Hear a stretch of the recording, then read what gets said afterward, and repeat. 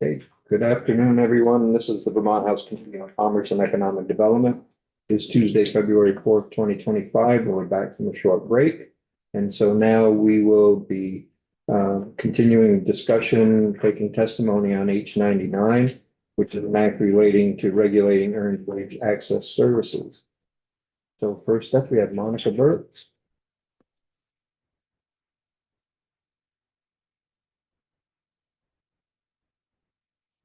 Monica, good afternoon. Sorry we didn't get to you last week. Unfortunately, Understood, yeah. I actually appreciate the opportunity to be here in person. I haven't driven in the snow for about 17 years, so really, I saw what I am coining as a snow NATO on my way up here, where there was just us. It's very mesmerizing. And all my life in Michigan, never seen anything like it. So glad for the opportunity. But more importantly, really grateful for the opportunity to speak to you all about a very, very important issue. So if you don't know, my name is Monica Burks. I am policy counsel with the Center for Responsible Lending based in Durham, North Carolina. Center for Responsible Lending is a nonprofit, nonpartisan research and advocacy organization, and our mission is to facilitate financial progress and equity for everyone in our society. Before my time at Center for Responsible Lending, I worked for several years as a bank teller in a small credit union in Michigan. And then for a time, I worked as a loan representative at a much larger credit union based in Florida. So I've had quite a few opportunities to interact with consumers trying to manage their financial reality. And I am a consumer trying to manage my financial reality. Also, during my time in law school, I studied and researched the intersection of consumer financial wellness and financial regulations to try to understand how we have crises like the housing crisis that wipe so much wealth and progress out of our most struggling, the most marginalized communities in our society. So it's always been an interest of mine to figure out how can we bridge that gap between people's hard work and regulations that are meant to protect them. So the first thing I want to do is provide some context on a broader scale about what's been happening in this industry. And before I do that, I want to read you just a few little snippets of something that I found recently. A lot of this is going to sound familiar to you. Let's see. There is a very strong consumer demand for short-term credit. Our customers turn to us for a reasonably priced, well-regulated option for meeting unexpected, relatively low-dollar, unbudgeted expenses or short-term financial needs. Customers use us because they have to cover small, unexpected expenses between paydays. We believe that APR, as currently calculated, is generally quite misleading with regard to the real cost of our loans. If a rate cap of 36% APR is imposed, we cannot provide borrowers with this important short-term credit option. I know this sounds familiar because this is what earned wage access proponents have been telling you. This is a 17-year-old testimony written by a payday lending lobbyist. I think it's important that I share that with you because I think it provides a lot of clarity about what you're being asked to decide here. Vermont put in legal protections for consumers in 2001 that would ensure that if they reach for a short-term lending option, it would not trap them in a cycle of debt. With this bill, and every time you hear from someone from the industry, they are asking you to repeal those protections because it is so amazingly profitable for them to do that. Okay. Now, 2 years ago, I had the opportunity to testify on this issue remotely. That was actually the first testimony I ever gave. And since then, we've been working really, really hard to get you the information to help you make decisions about this area. So I want to talk to you a little bit about what's been happening since then. I'm going to tell you a little bit about what our research has revealed. And I think it'll be really helpful with the way that you are framing this issue going forward. So earned wage access has been operating since the early 2010s for the most part. For about 10 years, no one really noticed. It wasn't until about 2019 when there was a class action lawsuit instituted against primarily Earnin for deceptive practices that not only violated consumer protection laws in that state, but the consumers were also upset, feeling misled by some of the information they were given about the product versus their actual experience with it. For a couple years, that litigation went on, but at the moment that the court decided to certify that class, meaning that they could move forward with suit and publicly arbitrate their claims, Earnin settled. Okay. Then you start seeing some press in the New Yorker about a new payday loan. New York is also a state that has very strong consumer protections. It's given an op-ed on this new fintech financial technology based product that is on the market. A few months after this bad press, you see a model bill drafted by the American Legislative Exchange Council that essentially excludes EWA from the credit laws of a state. That is why we are here, because across the nation, this effort and these bills have been driven by industry so that they can ensure their investors that you don't have the regulatory risk of violating state laws, because we've gone in and we've got a legal fiction codified that these aren't even loans. We're not charging interest fees, and you don't ever have to worry about that. That's why we're here.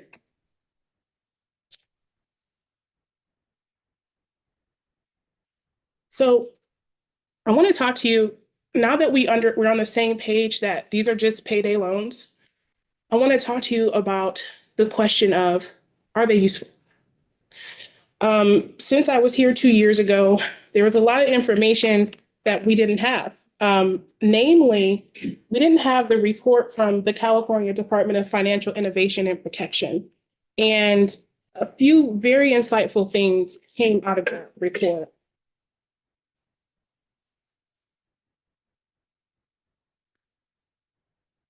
So number one, the California DFPI, they used a huge data set that included employer integrated, like your pay actives and your daily pay, and your direct to consumer, like Earnin, Dave, MoneyLion, Clover, Clio. I could go on and on. What they found was that 73% of consumers tipped in those transactions. The average APR, as you've probably heard a couple times, 334%. That was based on a 10-day repay period. The average tip was $4 each time, and most advances were between $40 and $100. So that's the California DFPI. Then we got information more recently from the CFPB. Oh, interesting fun fact. So the person who submitted that payday lending testimony worked for a payday lobbying organization that also was the named party in a case against the CFPB to defund them. Right. So this is the payday industry putting a lot of resources into trying to make the CFPB go away. And you won't be surprised to hear that Earnin and PayActiv and Daily Pay do not agree with that analysis from the CFPB, finding that these are loans, that the fees that they charge are hidden interest. They are going to, of course, go against that, just like their predecessors from the payday industry. Nonetheless, the CFPB found that the average transaction size is relatively small, and that they only looked at employer integrated companies with the CFPB. So it's a little more limited, but $35 to $200, with the average transaction being about $106. They found the same repeat usage that the California DFPI found. The average worker also used EWA 27 times per year. That's on average.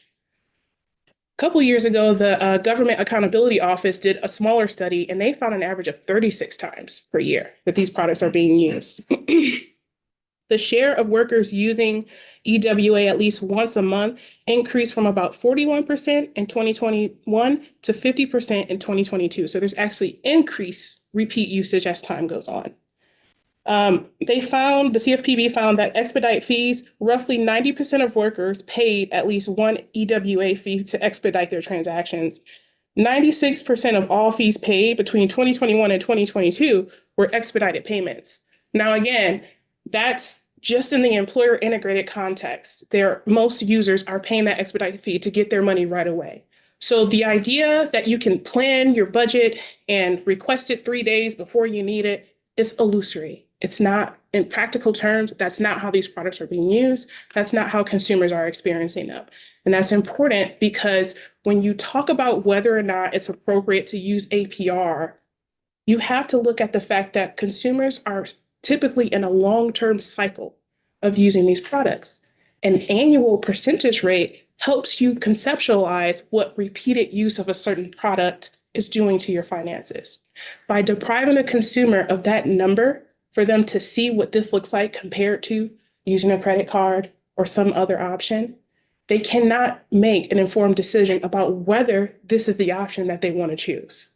So the repeated use, the relatively small amounts, being compelled to pay expedite fees. And I don't know if you all remember this from 2 years ago, but Earnin actually said in testimony, their direct to consumer, about 40% of their revenue is from tipping. So the CFPB didn't track that because they only looked at employer integrated. And Earnin, like I said, is just one of dozens. There's MoneyLion. There's so many more direct to consumer that use tipping as a huge revenue earner. And we got an email recently with screenshots from the Earnin app. They actually send unsolicited emails talking about tipping. This isn't even in relation to a transaction. Okay, this is just, you've used our service. Let me tell you why it's so important to tip, to pay it forward. Okay, so when we talk about APR and whether or not it's appropriate to include tips and expedite fees and finance charges, we have to look at the behavioral, psychological elements used to compel people to tip. We have to look at the structure of the product, making it almost useless to you unless you choose an expedite fee, and recognize that the repeat use week to week, multiple times in a week, it ends up being a year or years long cycle. So APR is absolutely not only appropriate, but necessary for consumers to have. So just to kind of round out a little bit of the harms that we've seen since I spoke to you all last, the Center for Responsible Lending analyzed over 200,000 transactions, and here's some of what they found. Many EWA borrowers are trapped in a debt cycle, and the heaviest users actually drive the business model. So our high frequency users, which is considered in this study 6 or more times a month, right? The average, remember the California DFPI said the average tip is $4 with each transaction. So 6 times 4, that's $24 a month that you're paying just for tips. That didn't even cover the expedite fees, okay? High frequency users account for 86% of all advances. So the model, the money maker, are the people who are trapped. If they don't have high frequency users, the business model cannot sustain itself, okay? Other things that they found, which is really important to note, is that consumers are taking advances from multiple companies within the same pay period. Nearly half of consumers use multiple companies in the same month. So that means that they are borrowing against the same 2-week pay period and stacking those loans, which puts them in a much more precarious situation and increases the amount of money that they're paying to access those funds. We also found that despite certain companies branding themselves as the payday killers, overdrafts increased over 67% after the initial EWA transaction. So regardless of where you were in your financial reality before you started using EWA, it got worse. We had people who never used EWA, who had never had overdraft transactions, it increased. Folks who had a moderate amount, it increased. Folks who already had a ton of overdraft fees, it increased. These products don't solve the problem that they are promising you that it does. It makes your financial reality worse. And that's based on simply analyzing data that people voluntarily gave over. In states without rate caps, which would be, Texas, Wisconsin, Nevada, and other states like that, 58% of users took out more payday loans. So not only are they already using the app-based fintech loan, They're going to traditional payday lenders, even when they had never used payday lenders before. So these are the harms. These harms have been proven and they have been prevalent for as long as the payday industry has proliferated in this country. In 2001, Vermont decided that enough was enough, and they instituted a rate cap so that loans would be responsibly dispensed to consumers in this state. There is nothing worthy in the EWA product of rolling back any portion of those protections. And that is what you're being asked to do.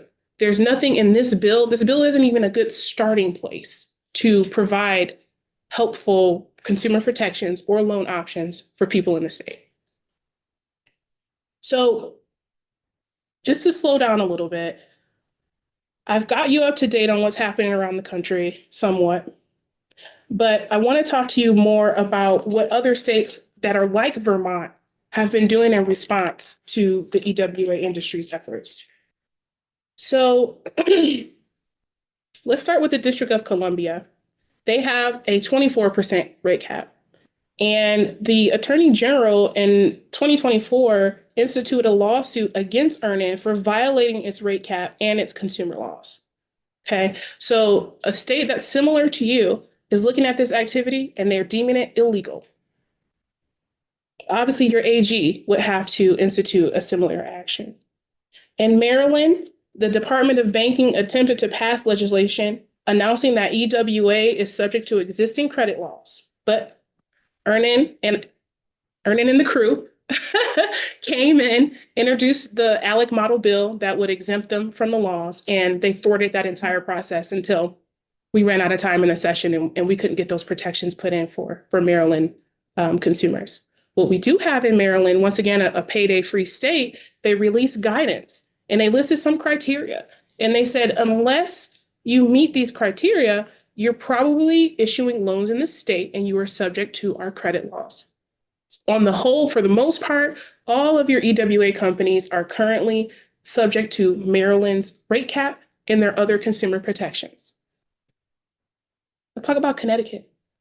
Connecticut did something very similar to, I think, your Department of Financial Regulation suggested last week, was issuing guidance to affirm that, earned wage access is a loan and is subject to existing credit laws. That's exactly what Connecticut did.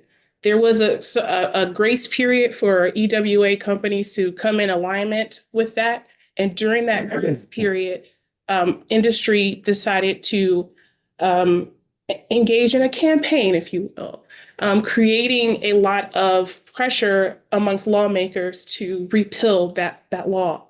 And when the session started last year, the legislator introduced a bill that would have authorized employer-integrated EWA. It would have authorized a per transaction fee of $5, which was more than what they were charging at the time. And it would have instituted a monthly allowance for them to charge consumers for their product. They all opposed it. Every single earned wage access provider, including the employer integrated, opposed that bill. Okay. It is not about protecting consumers. It is about protecting an extremely lucrative business model. Okay. The product that they offer does not solve the problem that they are promising you that it does.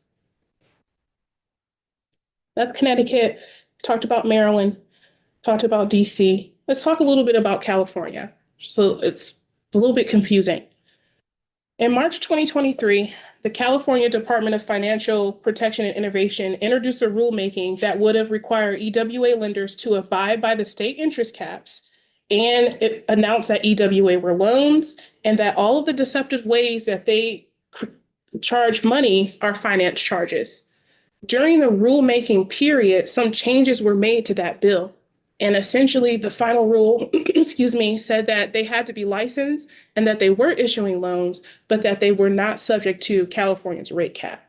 The reason for this is not because there is a policy decision that made the department change their mind. It's because there is a technical rulemaking procedure under the Administrative Procedure Act in California that limited them from passing that law with the rate cap in that particular vehicle, right? So that's all I know about the logistics because I intentionally skipped administrative law in law school. It's very boring. But what I want you to understand about California is their initial rulemaking said exactly what it needed to say.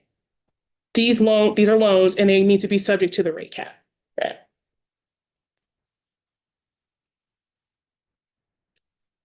So I think we're all up to date. Okay. The harms have not changed with payday lending. What's happening in payday free states, I have brought you up to date on. The last thing I want to talk about is alternatives, right? This is a very, one of my colleagues calls it the evergreen question, right? It comes up a lot and it's important because we are all here trying to help people. And I respect that and I value it. It drives me to do this work, okay?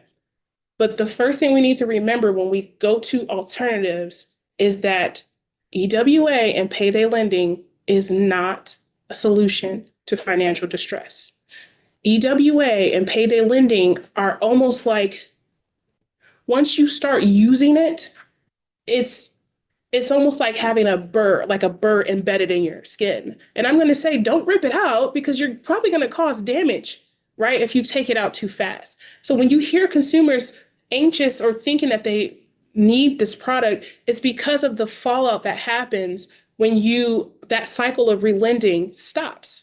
But that doesn't mean that there's that is a adequate solution. And an example of that is when Connecticut, its law went active at the beginning of January last year, Earnin decided to offer overdraft reimbursement to customers who stopped using the product. After 10 years of operating in the state, your consumers are in no better financial position than they were before you started violating those state laws.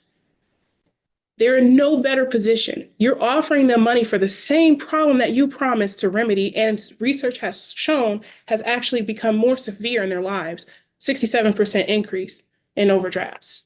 Okay, so when I leave here today, I want to make sure I did my job. And when my boss watches, she hears me say, this is not a solution. Okay, but there are amazing, wonderful solutions. I'm going to talk to you about some of them. Here in the great state of Vermont, there are what are called payday alternative loans. East Rise Credit Union, I passed it on my way in. Big smile went across my face. They offer them. They're all over the state. Okay. These loans are limited to about $500. The repayment period is spread over several months so that you don't have a balloon payment. You don't have an emergency after a short amount of time. You can fold in that repayment in a responsible way. It complies with your state rate cap. Okay. It respects the laws that are designed to help people actually get to a better financial position. That's one. About 6 of the 8 largest banks in the country offer similar loans now. As early as 2020, one example of that is Bank of America has what they call a balance assist loan. It's $500. The total fee is $5. Okay, that's it.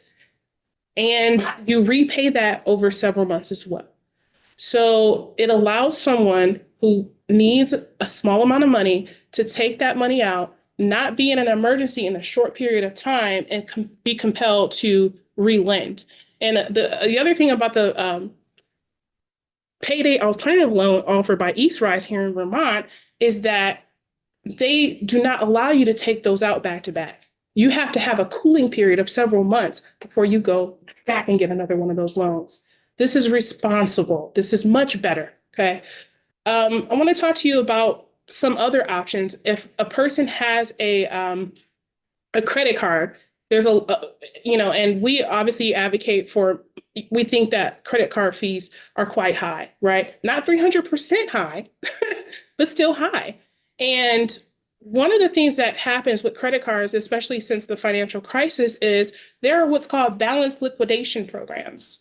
You call up any major bank, Capital One, US Bank, Bank of America, you say, listen, I don't have the money to pay off this card. You need to work with me. They will close out the account. They will substantially reduce the interest rate. I think Bank of America is at like 5%, and Chase Bank is at like 2% on tens of thousands of credit card balances. They will stop collection efforts. They lower your payment so that you can manage that debt and not be trapped in a cycle of lending. Okay. Still, again, we don't want consumers living off of credit cards. It's a burdensome place to be, but it's still not being trapped in a cycle of lending where every 8 to 10 days I have to figure out what to do with this whole hole in my income. It's not the same. Okay. When we talk about things like housing and food and utilities, when my utility bill is behind and I've accrued a balance, they have moratoriums where you can call and let them know, I need this power, I need this energy, and they'll put you into a payment plan so that you can figure out how to catch up and how to pay that off without your services being cut off. The question that often comes up, and if you're thinking these things, that's the conversation that I think is very fruitful is, do people know about it? How can we get this information in the hands of people who need it? How can we facilitate easier access?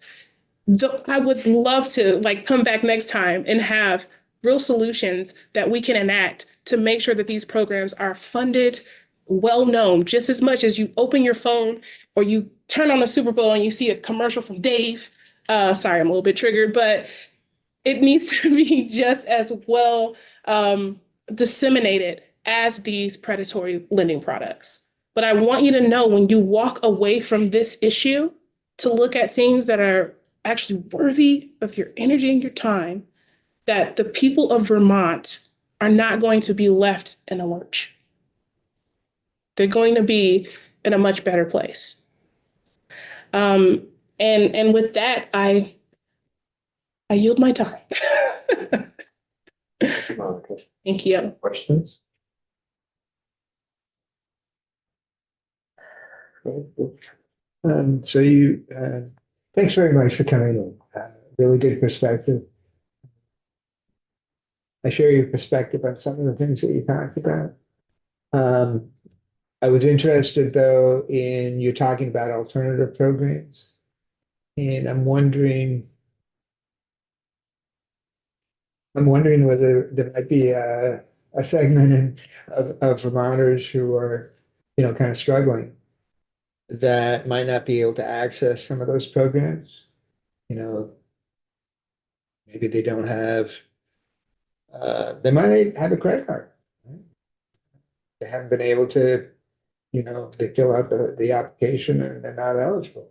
For some reason, they don't really have good at bank access. And it sounded like those are some of the, I shouldn't have said. Do you think there is some segment of our state that might not be able to access some of those alternatives or not, Well, I'll tell you this. 95.9 or 95.5% of Americans have a bank account as of 2020. Okay. So if there are programs that they can access, that will be facilitated by them having accounts. Okay. Your other question was, I'm sorry, did you say what if they don't have credit card? Or I think it was credit card, but yeah, no, I mean, that's for credit. That's a good, you said 95% Mhm. have a bank of some bank sort. accounts, right? The payday alternative loans are based on the consumer's account with the credit union, not their credit rating, right? And something we have to, Okay. yeah. Okay, I see. Let me follow up with one. I think you mentioned that Bank of America charges a $5 fee for the chunk of $500 or something. Help me with the math. What is that what does that translate into in terms of a interest rate?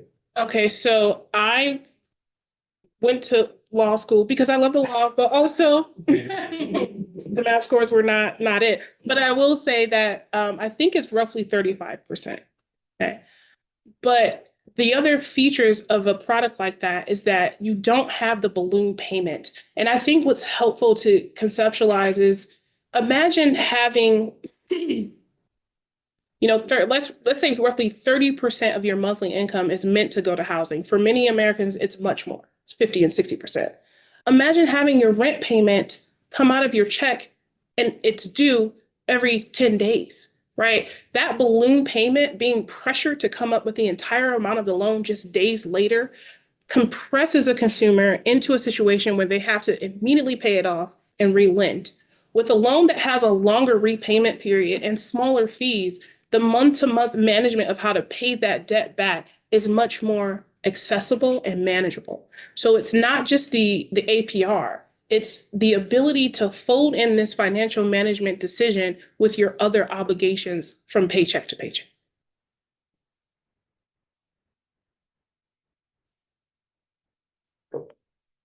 So I went to East Rise and I looked up what the eligibility requirements are for these advanced loans that you were referring to. Been a member in good standing for at least 5 months, enrolled in direct deposit for 5 months, employed for at least 5 consecutive months with the same employer, have not been denied a consumer loan within 30 business days or 30 days, sorry, and have not taken out more than 2 payday alternative loans within 180 days. In Bank of America, their eligibility is you have to have an account with them for 1 year, positive bank accounts with regular monthly deposits. And currently no balance assist loans within the last 12 months. And credit-based factors are also considered. For someone that, and I just think of myself when I was like 24 years old. Actually, I gotta go back. It was in my early 20s. I'm looking at those eligibility requirements and I wouldn't be able to qualify for them. And I didn't, and I ended up having to borrow from my mom. And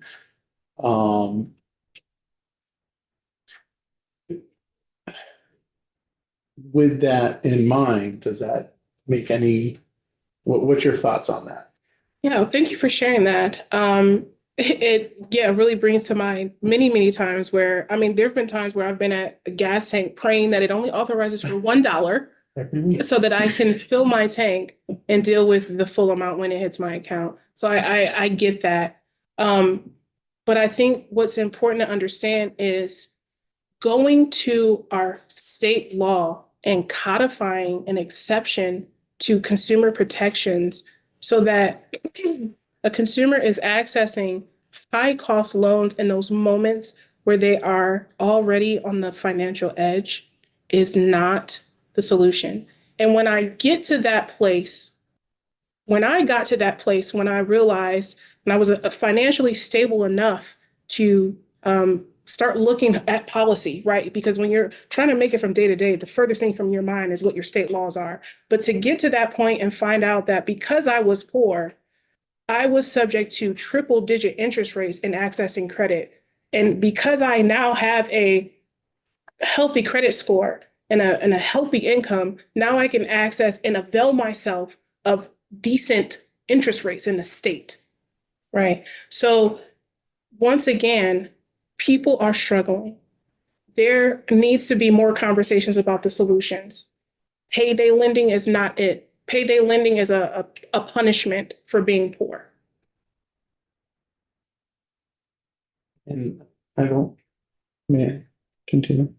I don't honestly know much about payday loans because I lived in Vermont. If you know about EWA, you know about payday. I promise. I promise you.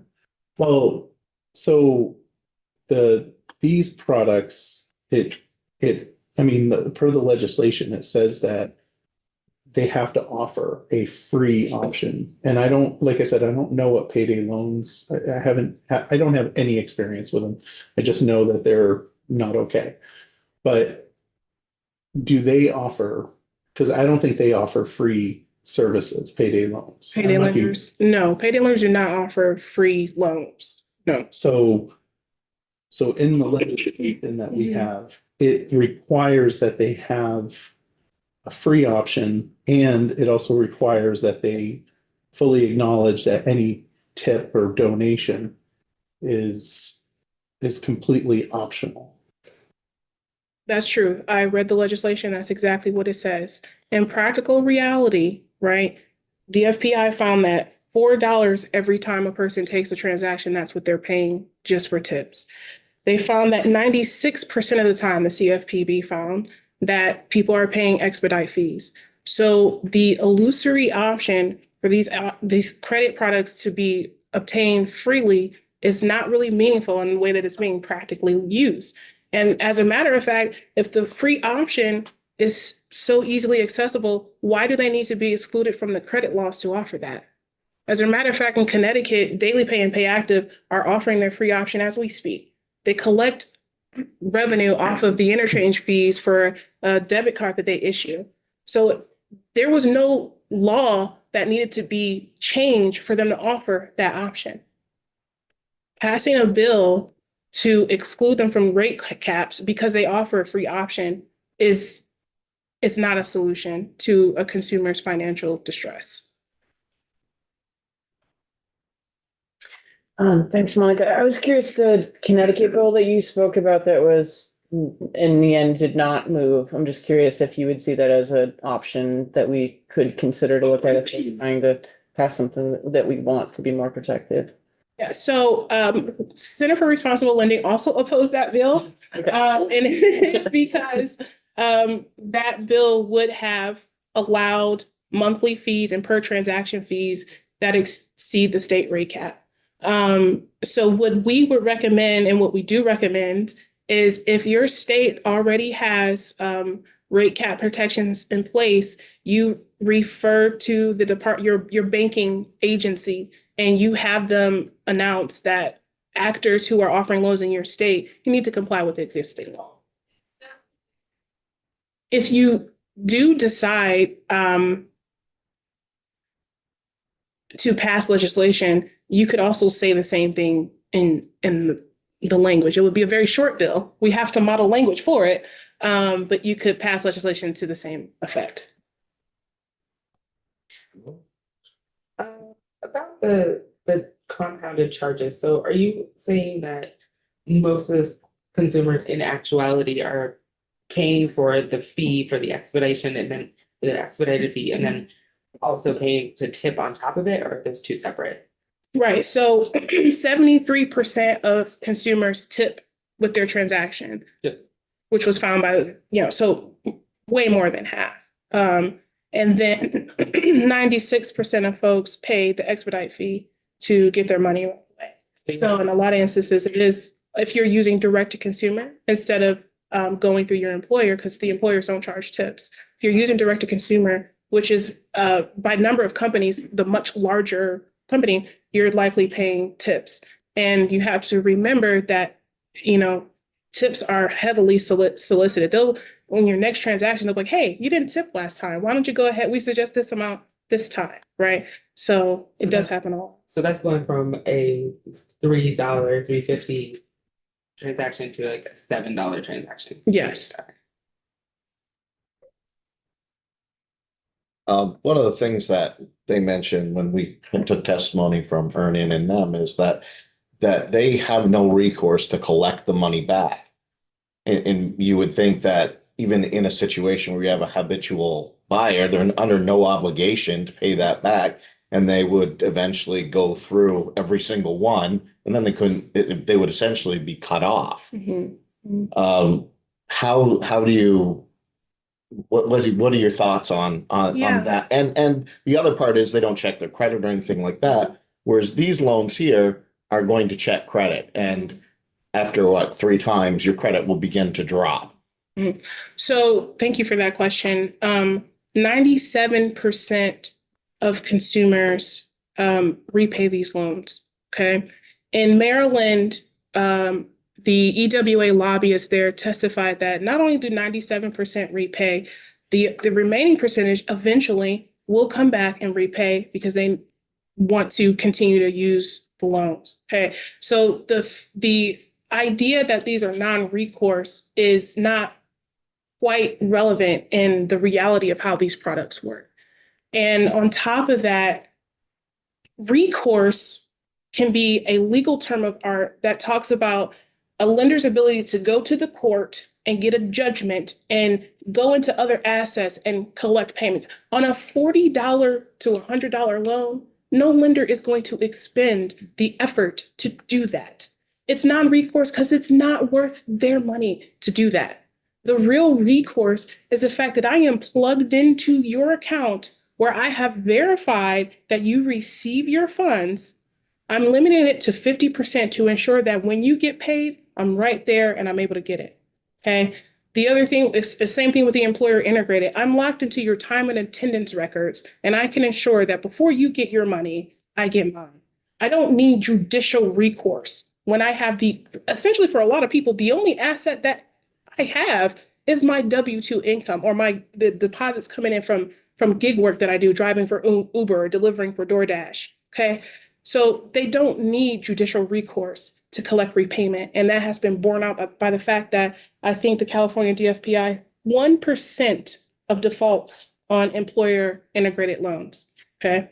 So once again, whatever perceived benefit they're offering by saying that these are non-recourse, it doesn't bear out for the consumer and it doesn't merit removing consumer protections because they offer that. This question, we have to move on to Colin. Is it me? So one of the things in East Rise is it requires a financial education portion of it if you use it more than twice. And I don't think we have that in the bill currently. And what would you feel about adding a requirement for these services to offer and require financial education, whether that be, a webinar or some sort of 20-minute interactive thing?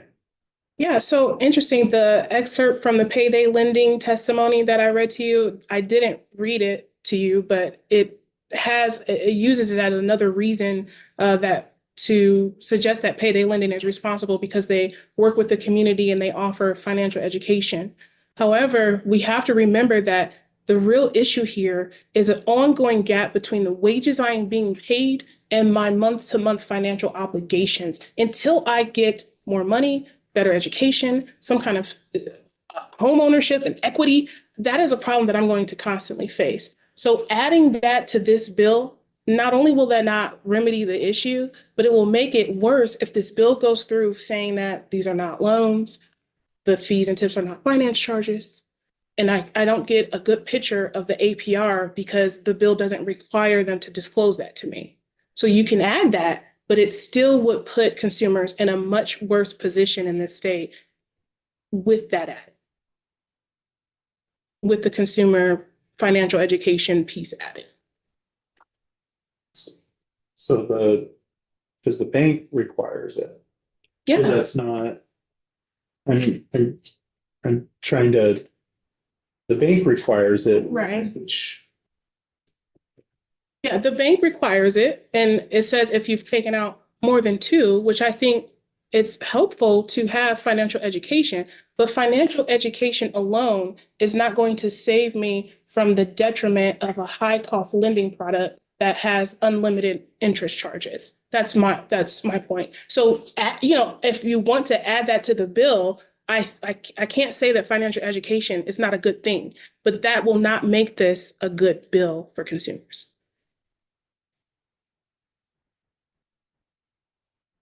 Thank you. Thanks so much. Thank you. Thank you. Thank you. Great answers.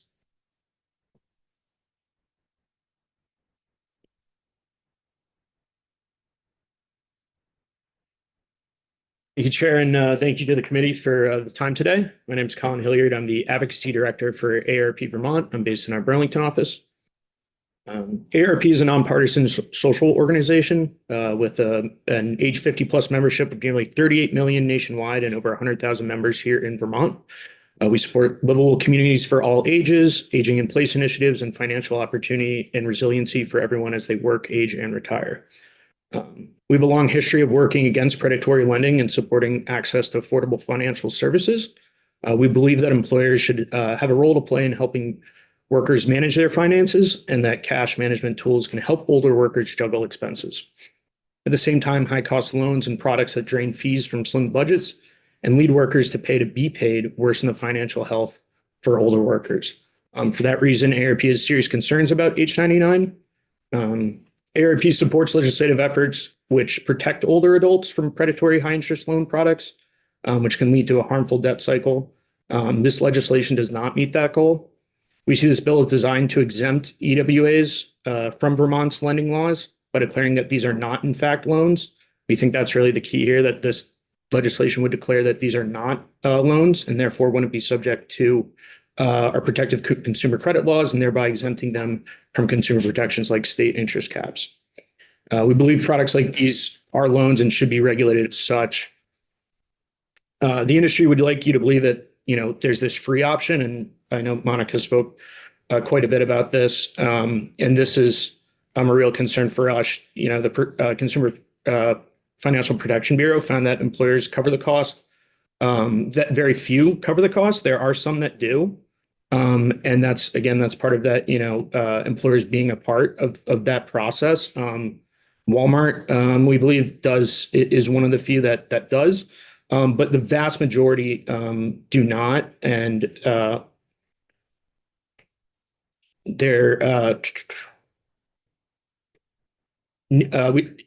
study found that nearly all workers paid for the expedited access to those fees. Center for Responsible Lending found that nearly 8 in 10 respondents typically paid a fee to receive funds faster. 72% of those paying a fee to do so 1 to 2 times per week. Also wanted to touch on the element of tips and donations. California, I know that's been a report that's been mentioned a lot. They collected data on nearly 6 million advances. I think that's important, just that the scale of how many advances. That companies that push tips collect them 73% of the time, which I know is a number you just heard. And we think that tips and expedited fees and other purportedly voluntary costs associated with EWAs and charges should be covered by the state rate caps. Also wanted to address the non-recourse kind of claim that providers have mentioned, that these claims are not loans because they're non-recourse. California's regulator dismissed that non-recourse claim as immaterial because, as a practical matter, the providers are paid 97% of the time. And lastly, I wanted to note the Consumer Financial Protection Bureau, that draft report that I know you all have heard about. It found that these products share fundamental similarities with payday lending products. In Vermont, we have really strong consumer protections on payday loans. They don't operate here. And AARP is supportive of that and really has a lot of concern about allowing a product to operate outside of our lending laws that is so inherently similar, as the CFPB found. That's it for me.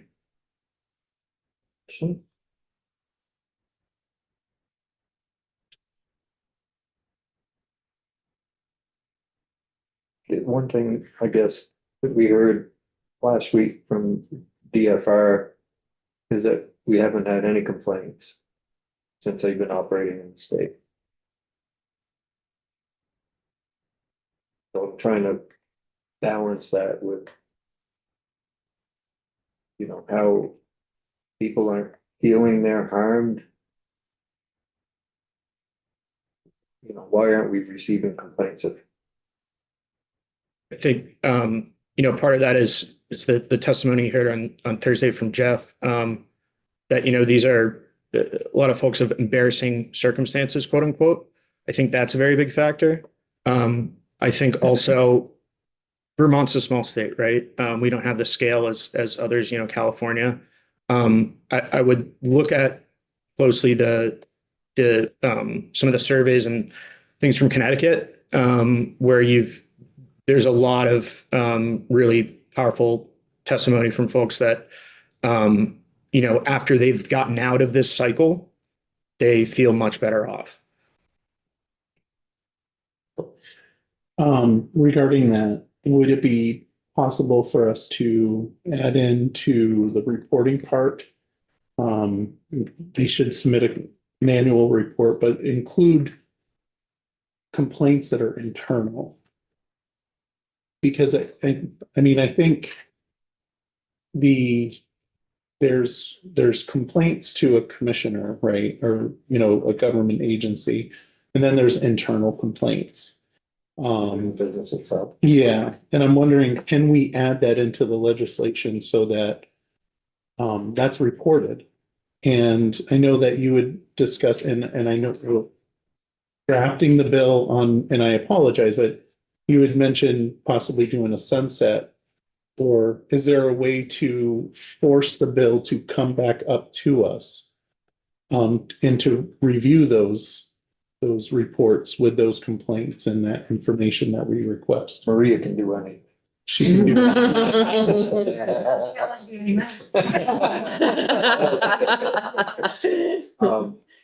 I think that we certainly could require the businesses to report complaints to DFR. To then in turn would file a report with us. I think, I would like to see that, just because I don't think that, and I appreciate there's no governmental complaints, but I think that the complaints internally would probably give us more information. And so that's something that we need to talk about. Once we get into discussion of if we want to go forward, then how do we craft it? Any other questions at all? How would you feel about a disclosure for that APR? Because that's also not written into our bill, correct? Oh, it is? No, it's Yeah, not. it's not. It's not. How would you feel about having a disclosure that, hey, just so you know, when you click, give me $5, this equals, 300%. Yeah, I think the APR disclosure it's how we do apples to apples comparisons, right? And so disclosures are very important for all lending products. But I would also say that we see these products as loans, and therefore should be capped at the existing regulation.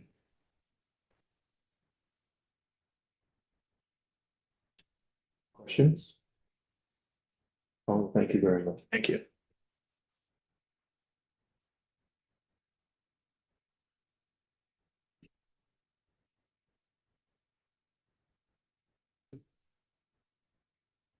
Is Bank of America allowed to do this? If we don't make this exception, because they do require a $5 fee, Well, and they're already a licensed lender. right?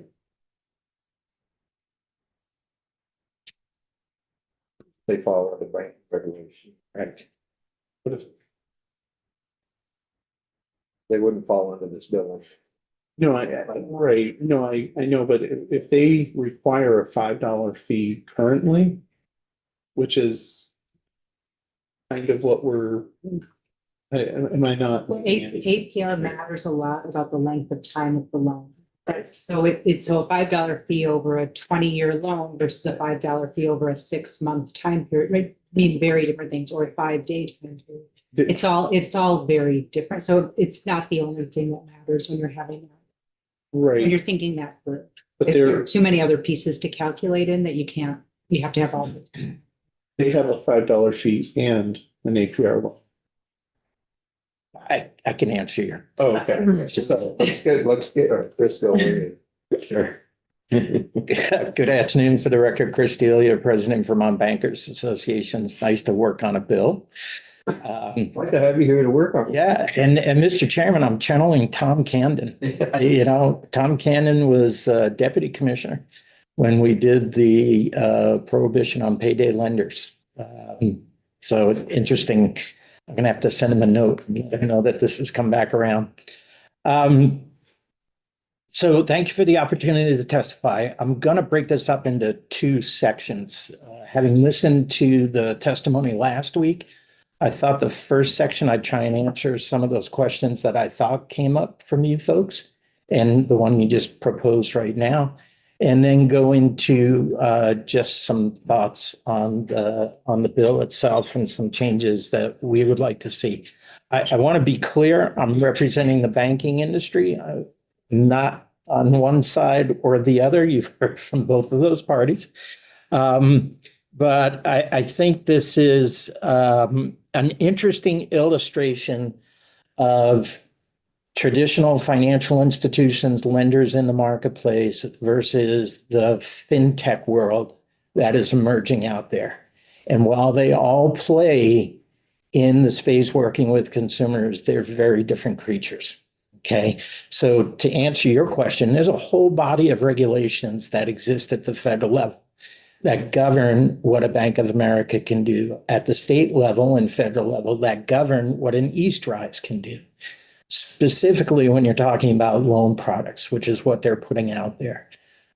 So that's a very different animal compared to, they may call it an earned wage project, but it's got all kinds of regulations behind it that govern what they're doing. So I think, again, fintechs versus what financial institutions are. In my mind, the fintech world, unless they have a charter from the state or a federal charter, are not financial institutions, okay? They may work with financial institutions behind the scenes, but that's a very different model. A fintech is not a bank unless, or a credit union, unless they've got an actual charter. And I want to just give you some examples of what financial institutions are, because we often get into discussions about definitions, whether it's in state or federal statute. So financial institutions focusing on offering checking and savings account, home loans, other services that help in the day-to-day money management for consumers. In pursuing these functions, banks are regulated under state, federal laws, rules, and guidelines. They can promote a feeling of security, knowing that there are guidelines that these banks and entities must follow. Sometimes fintechs are not regulated the same way as financial institutions in the market. Also, banks are typically insured, credit unions as well, by the Federal Deposit Insurance Corporation, credit unions under the National Credit Union Administration. Again, this gives consumers knowledge that from a depository standpoint, their bank account is covered up to $250,000. That's not in the case of the fintech we're talking about here. And again, all traditional banks provide personalized service. They could probably argue that as well. But you're typically walking down the street to go to your local financial institutions. That obviously has evolved over time because now you can do quite a bit of it online. Again, we talked about some definitions that we'll probably bring up in other conversations at the federal level as well. But I think this also can be a useful tool for the committee in learning differences between state and federal regulations, because what you're talking about here is a state-based regulation and looking at this compared to what might exist at the federal level. Credit card transactions would be a perfect example of that.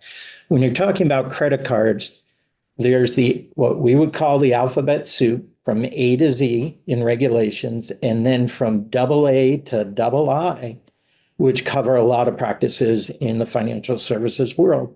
In this particular case, for credit card transactions, you're looking at Regulation Z, Truth in Lending. There is a whole body of regulations that tell us what we can and cannot do for those credit card advancements you were talking about last week. What governs disclosures of the credit cards, interest rates, et cetera.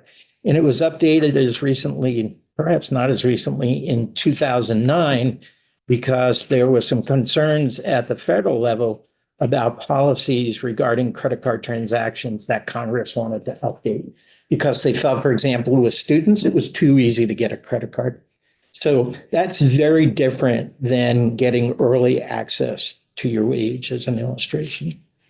You talked a little bit about financial literacy.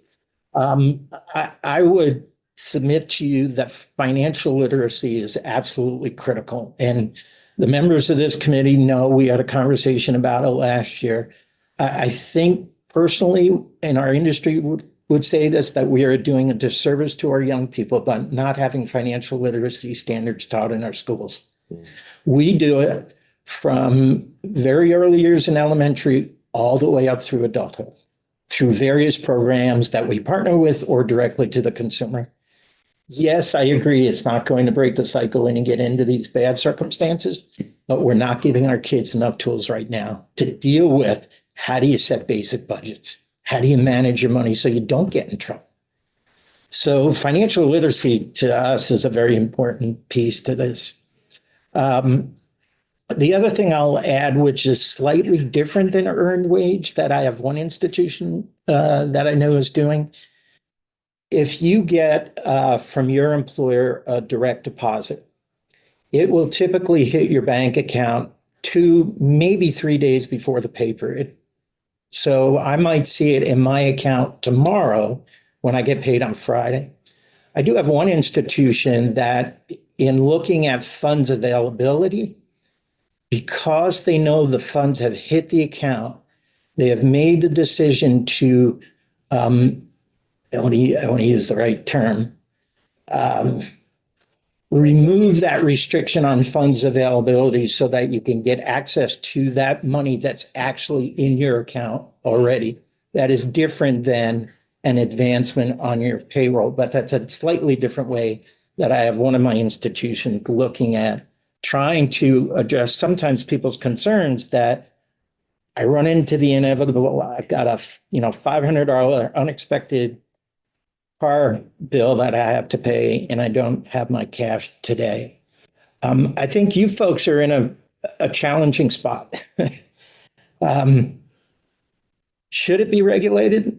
I think everybody seems to be on the same page. It should be regulated in some way.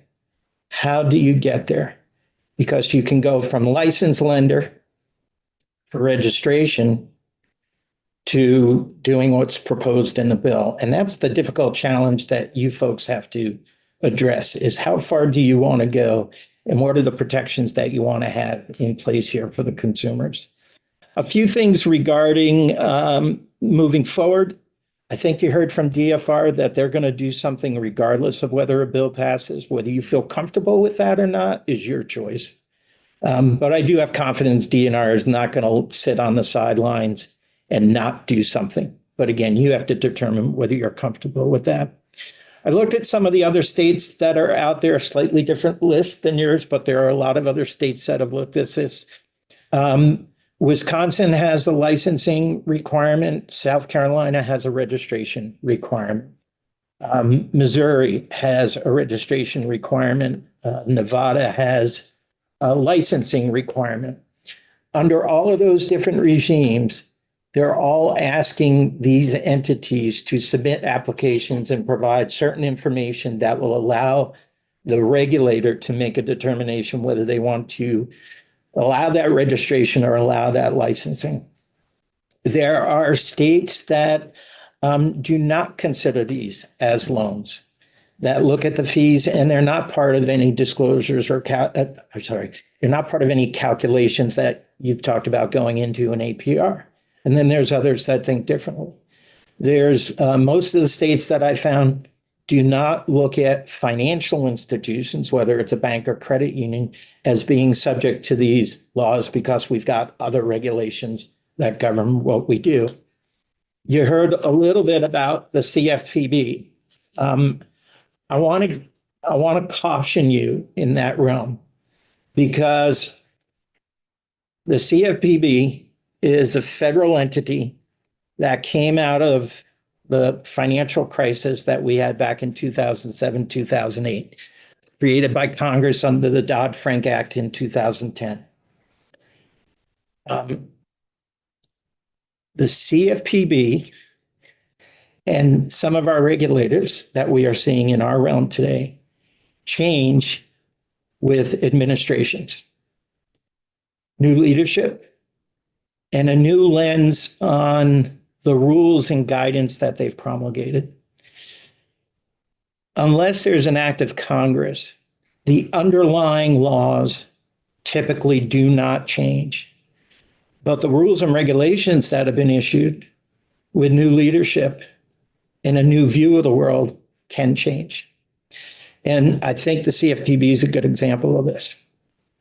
So back in 2020, in a different current administration, if you can get that, made the decision that these were not loan products, that they were a product being provided to consumers that were they felt needed, if you will, in the marketplace, but they had a very different view of the world than the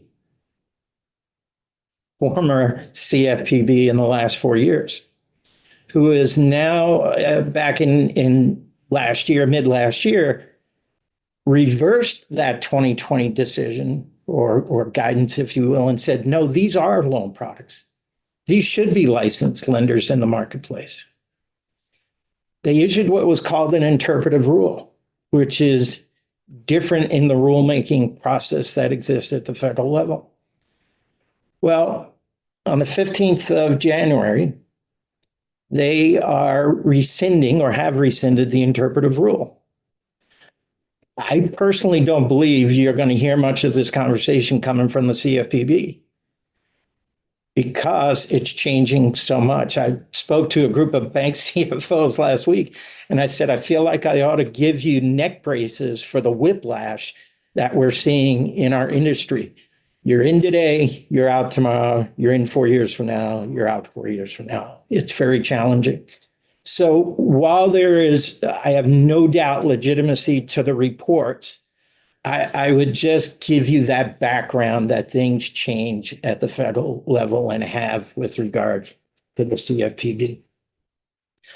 You've had conversations about overdraft fees. I would just submit to you, when you go through an account opening process with the bank, there are required disclosures that we have to make. That includes the overdraft fee. We don't want our customers in overdraft positions.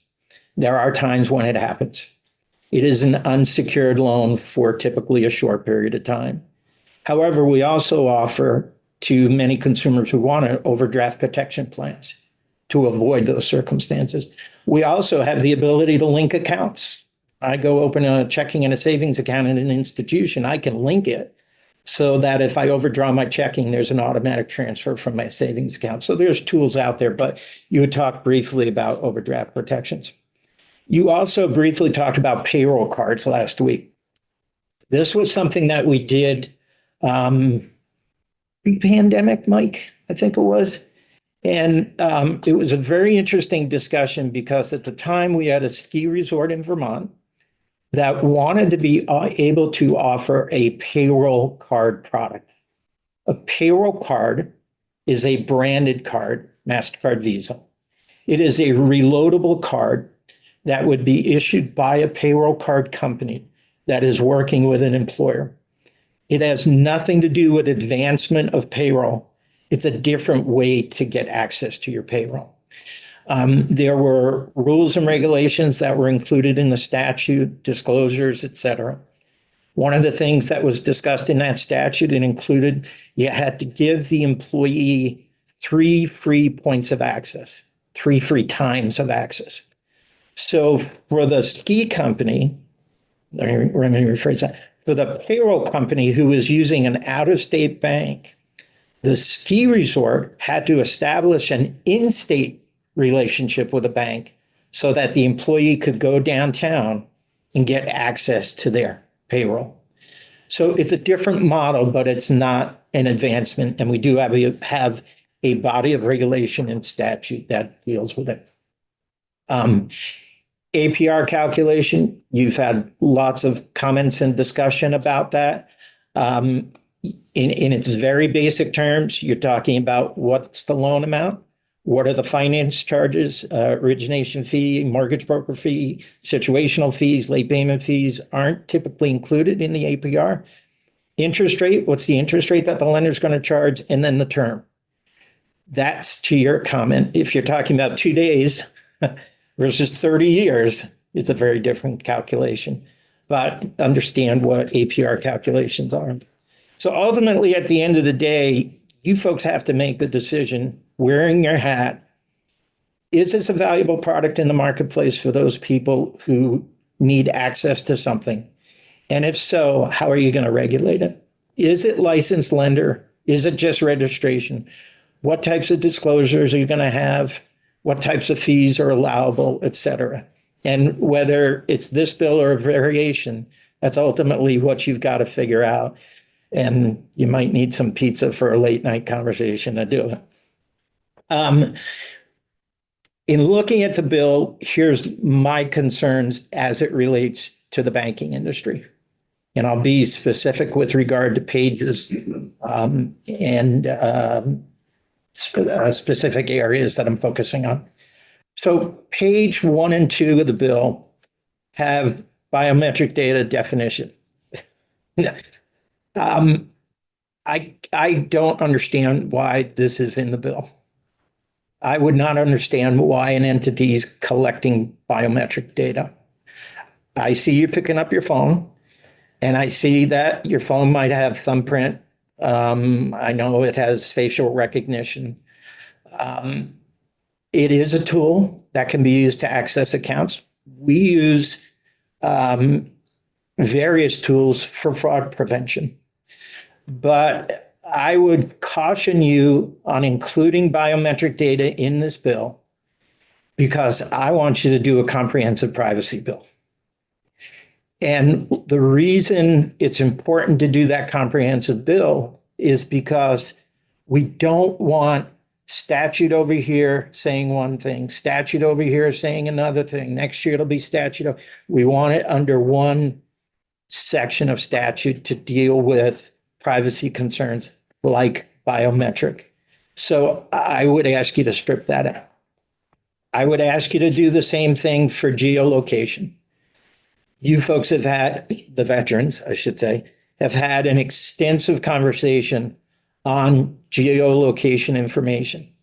There are good uses of it, and then there are bad uses of it. I will share with you, for us, a good use of geolocation is when we have somebody who opens up an account, and I typically access that account from Jeffersonville, Vermont.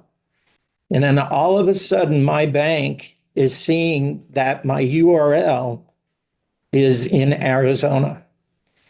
And what they will do is it will trigger an outreach to me from a fraud prevention perspective. Because, wait, I'm in Jeffersonville. What's going on in Arizona? So there are good uses of it. But again, I think that this isn't the bill for it. In this bill, it talks about banks not being required to get the license, but we would be subject to the provisions of this bill. We have other regulations that govern our interaction with the customers in these types of products, or what you read online with a Bank of America or an Eastrise. I don't want to represent Joe Bergeron, but he might say the same thing.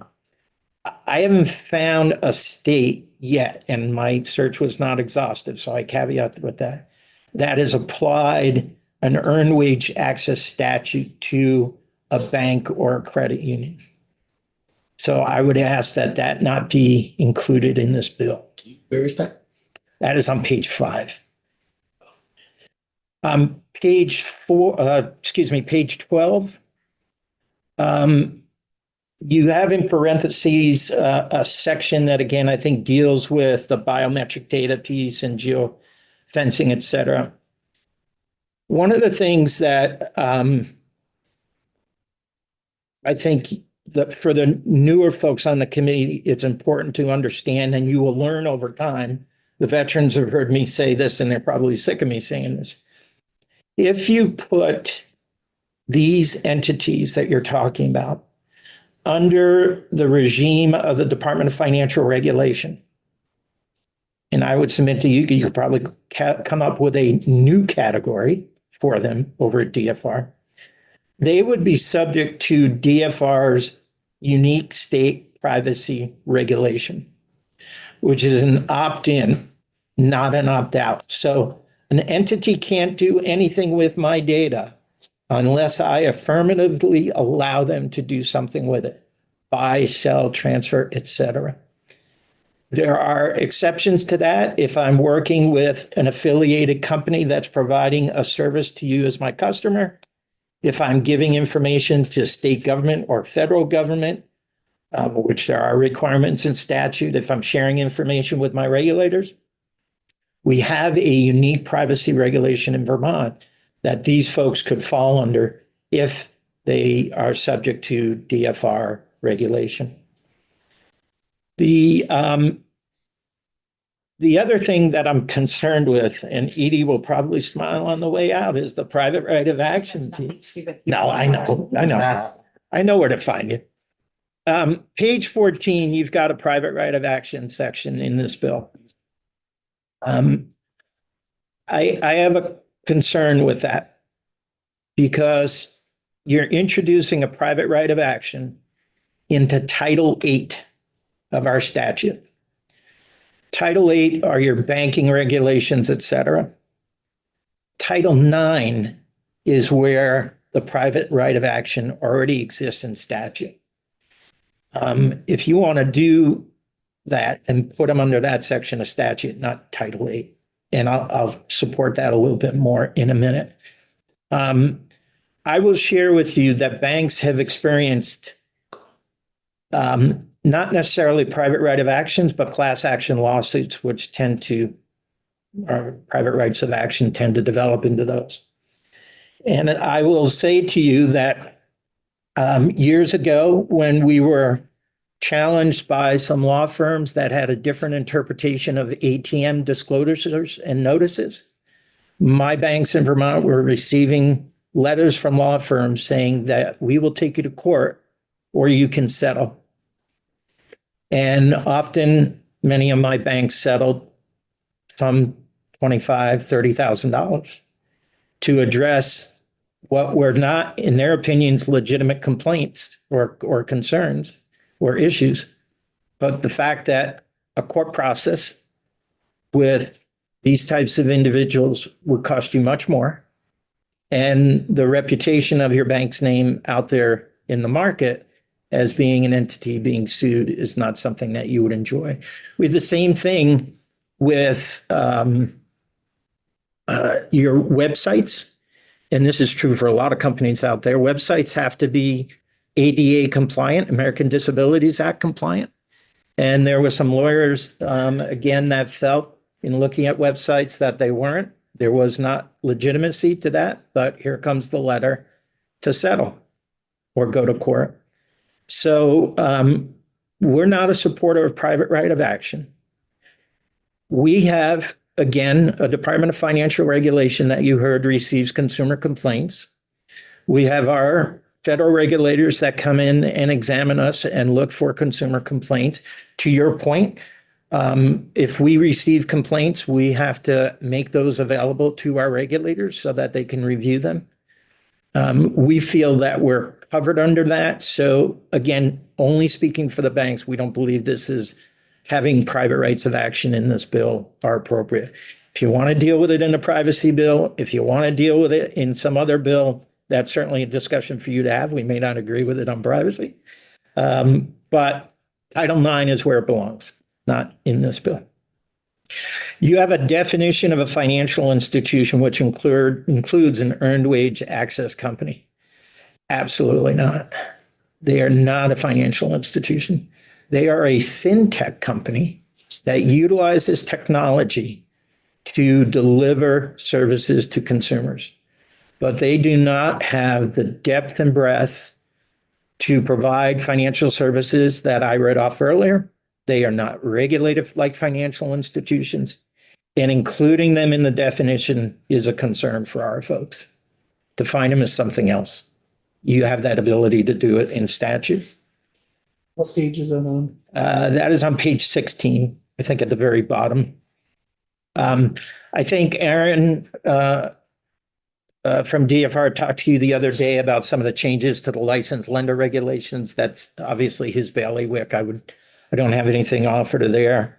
But ultimately at the end of the day, you folks have to figure out how you want to move forward with this. Is it appropriate? What types of guardrails do you want to place on these organizations? Are they lenders or are they not? What has to be disclosed, et cetera? And I'm sure you'll come to the right conclusions. My concerns are just the ones that I illustrated.